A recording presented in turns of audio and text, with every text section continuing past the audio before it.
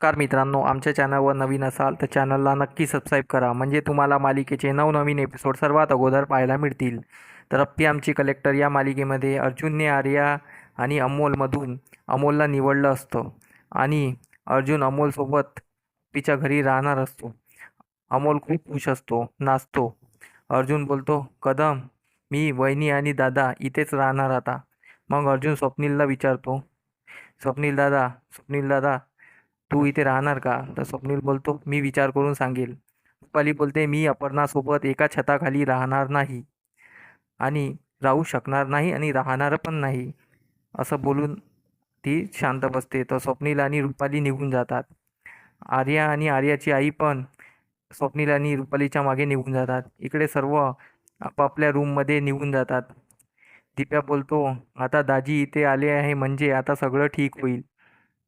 मोना बोलते, इथे हे लोक इथे राहिले तर मला राबराब राबवतील, माझ्याकडून कामं करून घेतील. मला काहीतरी केलं पाहिजे. इकडे रुपाली आणि स्वप्नील घरी येतात. रुपाली खूप चिडचिड करत असते.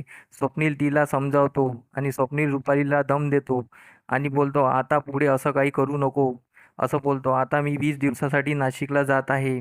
आता काही उपद्रव करू नको. स्वप्नील निघून जातो. रुपाली समोर काय करायचं या विचारात असते. इकडे आर्या घरी येते. तिची आई तिला समजावत असते.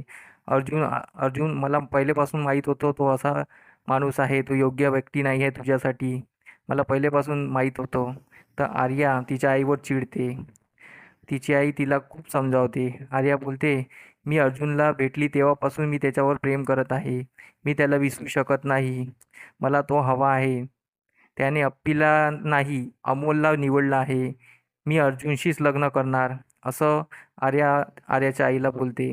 आर्याची आई तिला एक प्लॅन सांगते. आर्याने तो प्लॅन ऐकून जाम खुश होते. इकडे अप्पीकडे सर्व जेवणाची तयारी करत असतात. अप्पी अर्जुनने ठरवलं असतं की अमोलसाठी आपण खोटं खोटं चांगलं राहण्याचं नाटक करू. आपण अमोल बरा होईपर्यंत तरी हे नाटक चालू ठेवू. अप्पी त्याला बोलते, तू इथे राहिला तर तुझं लग्न तुटेल. अर्जुन बोलतो, मला आता फक्त अमोल इम्पॉर्टंट आहे, बाकीचं नंतर बघू. इकडे किचनमध्ये सर्व लोक असतात तेव्हा अमोल सर्वांना स्वयंपाक कसा करायचा, काय करायचा ऑर्डर देत असतो. मोनाला खूप राग येतो. सर्व हसत खेळत असतात. मग अर्जुनला आर्याचा कॉल येतो. आर्या अर्जुनला सॉरी बोलते. अर्जुन बोलतो, जाऊ दे, सोड. तू माझी चांगली मैत्रीण होती, राहशील आणि नेहमी राहणार. तुझी जागा कोणी घेऊ शकणार नाही. हे अप्पी मागून ऐकून घेते.